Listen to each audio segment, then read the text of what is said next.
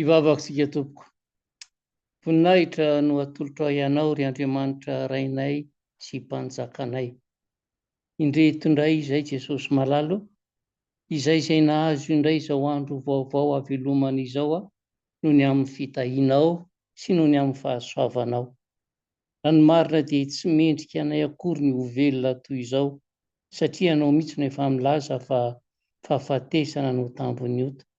Ary izay anefa dia manoto isan'andro isan'andro, ary izay rehetra ataonay dia ota avokoa. Nefa dia namindranao fo namelanao heloka ka dia velonaina nahazo ity andro vaovao mahafaly ity indray. Ary izany no isaoranainao feno satria mbola pahasoavana lehibe avy aminao izao andro mpahavelomana izao. Mankasitraka feno Jesosy. Ary tsy nionona fotsiny ianao ny amenay tombonandro, fa mbola matsy anay, hatateraka ny sitraponao ato anatinay mba handehananay amin'ny lalan'ny fahamarinanay. Ko dia mamelany heloka Jesosy mamindrafo aminay amin'izay rehetra ho tanterahanay sy izay rehetra efa vitanay, satria handeha ho very izay raha tsy tantananao ny dianay. Anio ary raha hiteny aminay ianao dia sokafo ny foamam-panahy ny tsirairay aby, hanamarinanao fa nandefa ny teninao tokoa ianao mba hanasitrana sy hanavao anay. Dia amin'ny anaranao feno nametrahana izany vavaka izany Jesosy.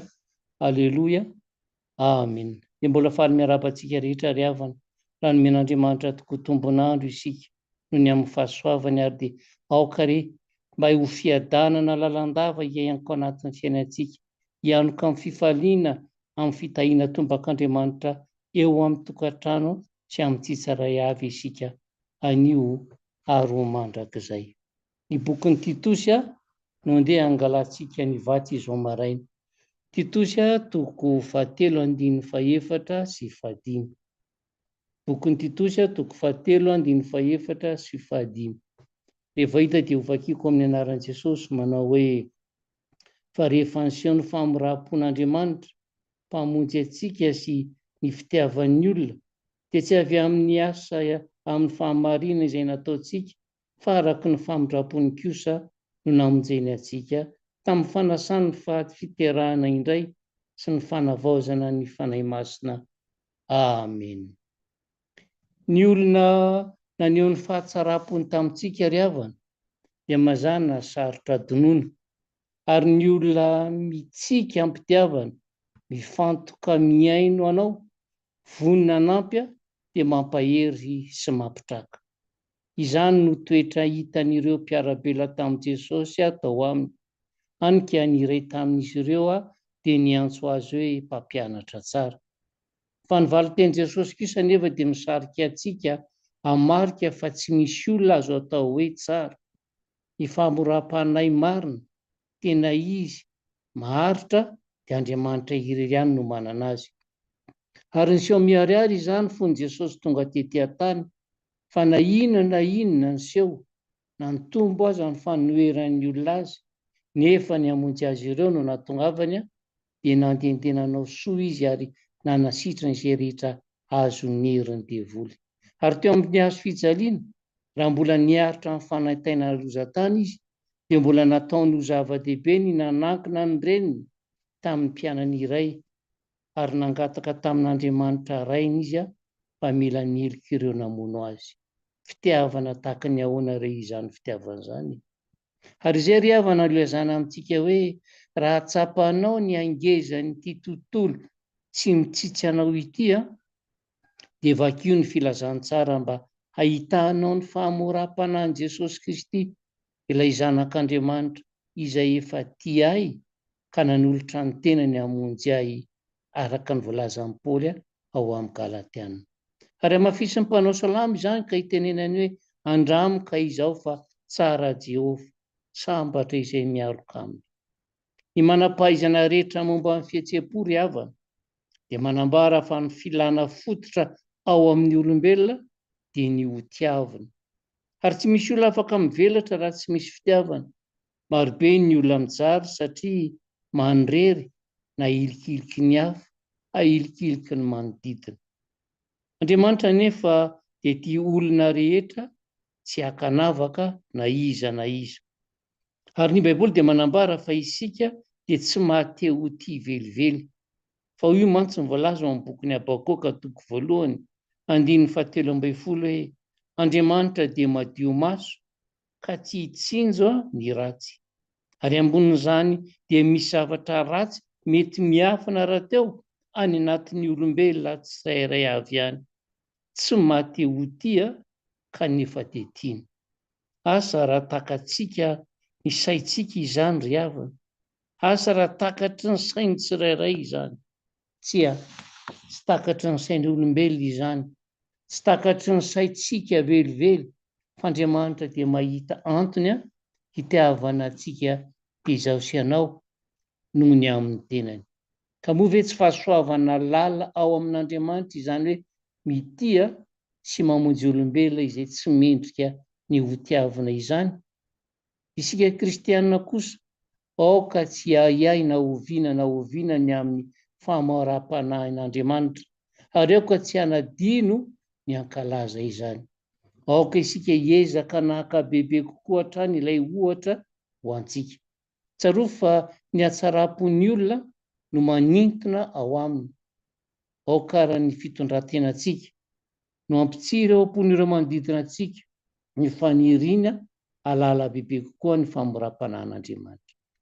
Ho anao ary izay voafitaky ny fitiavana sy ny fihetseham-pon'olombelona, ho anao izay tsy manana na iza mba ahitana fitiavana, mitodia amin'Andriamanitra.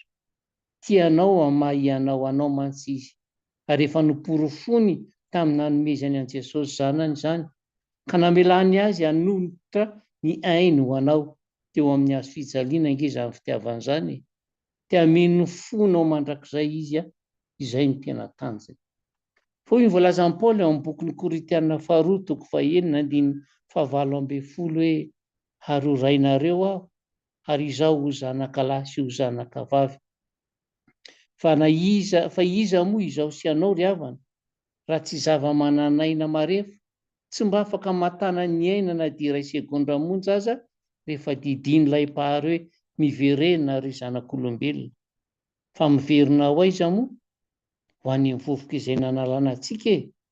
Izany no filazan'ny tenin'Andriamanitra azy. Saingy isika no feno avonavona ka mihefitena vazava-dehibe, fa tsy mba manaiky izany. Dia isika izay tsy mba mampitombo ny halavantsika na dia iray akio akory aza, araka ny voalazany amin'ny Matio any.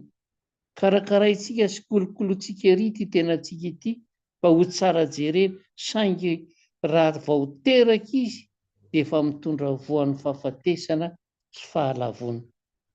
Izany zavaboary tsy mendrika sy mpikomy amin'izany anefa no nataon'Andriamanitra hoe ianareo ho zanako lahy sy ho zanako vavy. Ilay zanak'Andriamanitra aza dia mbola nanampy izany fahasoavan-dehibe izany tamin'ny ilazany tamin'ny mpianany hoe andeha hanamboatra fitoerana ho anareo aho ao an-trano raiko. Ary izany toerana izay nomaniny izany anie ka ho ahy sy ho anao izay tsy mendrika akory fa tokony ho any amin'ny elo e, satria meloka. Moa ve ianao azonao antoka fa zanak'Andriamanitra tokoa? Ny fanahy masin'Andriamanitra no manome izany antoka izany ao am-pon'izay rehetra mino an' Jesosy Kristy. Tsy hoe ela ry havana dia hisy fizarana roa lehibe hitranga tampoka eo anivon'ny olombelona amin'ny fiverenan'i Jesosy andray izay mino azy ho any an-danitra, ka nangana izay maty ao amin'ny tompo sy hanovan'ny tena izay mbola velona. Moa ve isika ary mba isan'izay antsoin'Andriamanitra hoe zanako lahy sy zanako vavy? Ny marina dia izay rehetra vita fihavanana amin'Andriamanitra no mitondra marina izany mahazanakalahy sy zanakavavyn'Andriamanitra izany, satria efa tena voavela heloka tamin'izay fahotana rehetra vitan'izy. Ary izay nge no mahatonga ny apôstôly Jaona nilaza hoe raha miaiky ny fahotantsika isika dia mahatoky somary izy ka mamela amin'ny fahotantsika sy manadio antsika ho afaka amin'ny tsy fahamarinana rehetra. Dia mipetraka ary amin'ny fanontaniana hoe manao ahoana ianao sy ny tsy fahamarinanao rehetra? Nisy olo iray izay tsy nandeha nanantona ny misionera fa tsy mandry ny eritrerini io, ka tia hilaza aminy fa nangalatra izy. Inona no nangalarinao hoy ity misionera? Tato tompoko ity lehilahy. Mandehana hoy ity misionera avereno any amin'ny tompony a, dia ilazao izy fa nanenina tokoa ianao ary dia ilamina ny zavatra rehetra.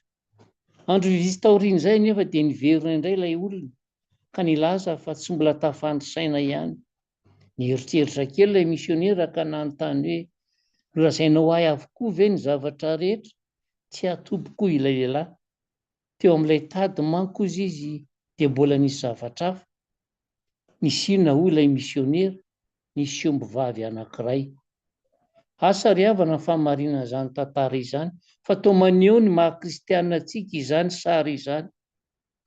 Mahavantana antsika manko ny miaiky fa nangalatra tady isika, fa sarotra amintsika kosa ny mibaboka fa nangalatra omby. Ary dia fenontsika lalandava izany. Isika izay manikendry ho zanak'Andriamanitra lalandava. Eo anatrehan'Andriamanitra nefa dia mila mitsotra tanteraka isika ka tsy manafina na inona na inona. Ny fekenan'ny fahotana amin'Andriamanitra no lalana tsy maintsy hizorana raha tia azo ny famelan-keloka sy fahafahana tanteraka ka hitondra antsika ho any amin'ny mahazanaka lahy sy zanak'Andriamanitra fa avy antsika isika. Ny fanamavana antsika ny fahatsotsika tokoa angeno manimba ny toe-panahintsika ka manavesatra ny heritreritsika sy manamafy ny fontsika. Andriamanitra dia Andriamanitra ny famelan-keloka. Ka aoka isika hiaiky ny fahatsorana ny helontsika rehetra dia hita fiadanam-bohy sy fifaliana ary fitiaravana tanteraka isika, indrindra amin'izao fiafaran'ity taona 2024 ity. Ary izay amin'izay fotoana izay tsika vao tanteraka tokoa ilay teny hoe tiana eny tiako ianao na dia tsy mahateo ho tia azy, ary hitoetra eo amin'ilay mahazanaka lahy sy zanaka vavin'Andriamanitra isika satria voavela heloka tokoa. Hivavaka isika tompoko. Mankasitraka fen'i Jesosy malala ny amin'izany hafatrao izany satria miezaka isan'andro tokoa ianao mba hitoeranay amin'ny mahazanaka ao malala anao tokoa. Fa mivoana foana izy zay fa tsy maintsy misy zavatra kely ao amin'ny izay anay tsy haborakay aminao. Ary izany indrindra mbola angatanay famindrapo, ampio izay mba hanaboraka Jesosy mba ho afaka tena hadio tanteraka hitsenanao eny amin'ny rahona Jesosy amin'ny fotoana voatendrinao.